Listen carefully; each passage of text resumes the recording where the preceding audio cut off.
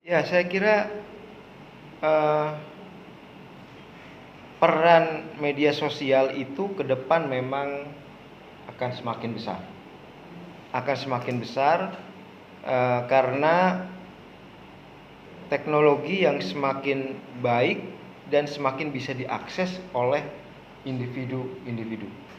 Kalau zaman dulu kan teknologi broadcasting itu kan ya hanya korporasi yang bisa, hanya pemerintah yang bisa, gitu ya.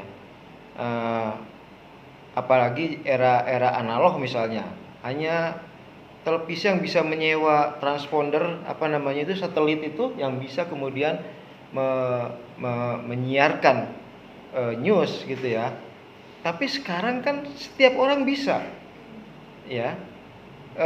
Kalau Anda lihat YouTube, pribadi pun bisa menyiarkan. Bahkan eh, apa eh, penontonnya jauh lebih banyak dibanding televisi, karena misalnya dia seorang katakanlah expert dan kemudian mengundang expert yang lain, dan dialog di dalam acara itu menjadi sangat menarik, jauh lebih menarik dibanding televisi yang dibuat oleh wartawan misalnya.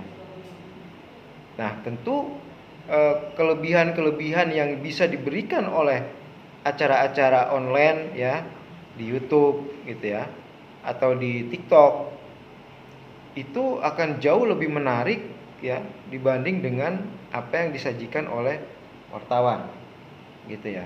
Nah, itu ada kecenderungan ke situ. Kehidupan juga semakin spesialis ya. Ke depan itu kan kehidupan akan semakin spesialis, semakin spesialis. Mereka misalnya yang punya spesialisasi teknik nuklir misalnya akan semakin berharga dibanding dengan kita yang ilmunya general saja gitu. Kayak ilmu saya yang hanya filsafat gitu ya. Meskipun S3, ya filsafat itu kan umum saja, general saja.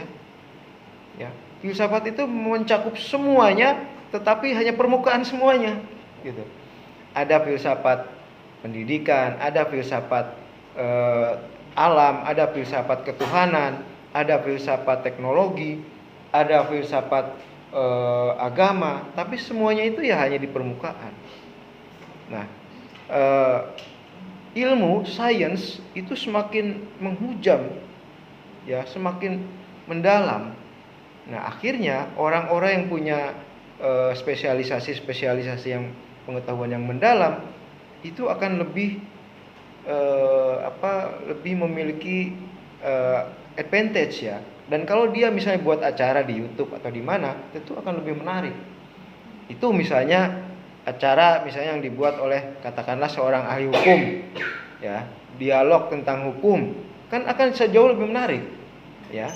Saya lebih tertarik melihat dialog di YouTube yang dibawakan oleh seorang dokter hukum misalnya dengan tamu-tamunya yang juga orang hukum, dibanding dengan di televisi misalnya yang rame-rame ujung-ujungnya ribut ya kan, rame-rame ujungnya berantem ya kan.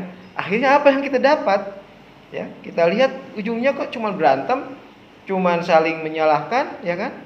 Apalagi waktu ada siapa itu yang pro Israel itu kan ya ujungnya kan cuma berantem gitu kan, dan akhirnya diusir itu kan si itunya ya, Abu Janda itu kan. Apa yang kita dapatkan? Nggak ada gitu ya. Tapi kalau kita lihat di acara-acara yang lebih spesialis di YouTube atau di mana, kita bisa mendapatkan sesuatu. Itu yang menyebabkan kemudian acara-acara di media sosial itu akan lebih digemari dibanding dengan acara-acara di TV. Kedepannya akan seperti itu memang. Kedepannya akan seperti itu. Dan bisa jadi televisi itu akan ditinggalkan kedepannya itu. Mungkin nanti suatu hari nanti televisi hanya menyiarkan sinetron-sinetron aja dari pagi sampai malam gitu ya.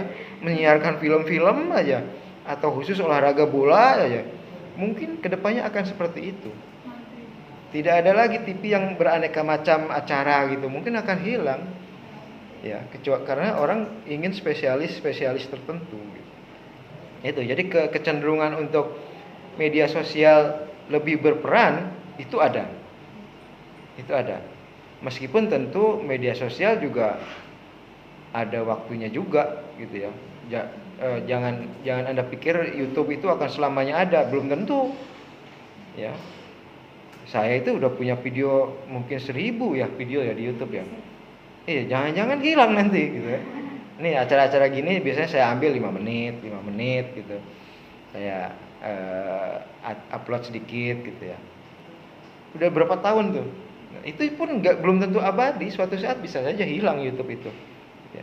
Tapi yang jelas peran society, peran masyarakat itu akan semakin dominan di hari depan nanti, ke depan nanti. Sementara acara-acara televisi itu saya kira pada akhirnya akan ini ya, semakin ditinggalkan. Kan TV-TV sekarang juga orang nonton itu lebih ke YouTube-nya, nonton itu lebih ke langsung ke internetnya kan. TV apa istilahnya sekarang itu? Ya kayak bukan hanya Netflix, istilahnya itu TV-nya udah TV digital gitu ya. Digital itu sudah akses internet kan. Tidak hanya nonton SCTV, RCTI gitu kan. Nah, itu saya sudah kelihatan bahwa ya TV televisi yang biasa itu hanya menjadi bagian kecil dari sumber informasi yang sudah berupa big data ini. Ya, jangan lupa bahwa kita hidup itu sudah di era big data. TV itu hanya satu titik noktah saja dan ini ada big data gitu. Nah, tinggal kita bisa memanfaatkan big data atau tidak, gitu ya. Jadi di belakang kepala kita ini ada gumpalan-gumpalan informasi. Semakin kita bisa memanfaatkan gumpalan informasi itu, maka kita akan semakin sukses, gitu ya. Semakin kita tidak mampu memanfaatkan itu, ya kita akan ketinggalan. Intinya sih di situ, gitu.